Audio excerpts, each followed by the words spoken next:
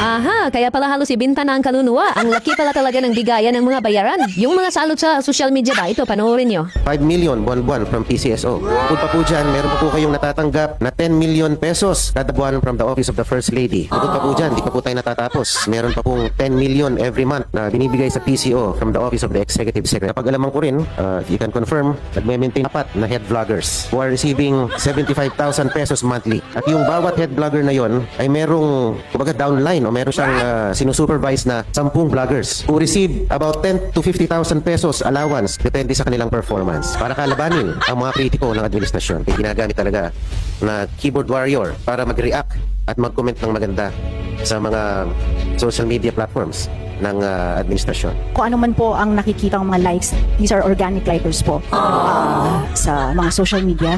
Wala rin pong ginagamit ng mga reactors. Marami pa rin naman pong masasabi kong loyalists or talagang nagmamahal po sa ating presidente at naniniwala po sa kanyang administrasyon. So, hindi po yun na mga likers po o mga parang reactors po na ginagamit. Sapagkat meron po akong nakausap na nagtatrabaho dyan. Bukod pa po sa kanyang 7,000 a month allowance, meron po siyang 500 pesos load allowance. If their post reach a certain virality, meron pong platform specific bonuses na matatanggap yung mga creators natin at mga warriors. Pag ang TikTok content po natin has reached 500,000 views, meron po siyang incentive na matatanggap na additional 5,000 pesos. Pag umabot naman ng 1 million views ang TikTok content niya, meron na namang dagdag na 5,000 piso. Sa Facebook, for write-ups and art cards, pag umabot ng 500 shares, yung art card mo, meron kang additional 5,000 pesos incentive. For video content,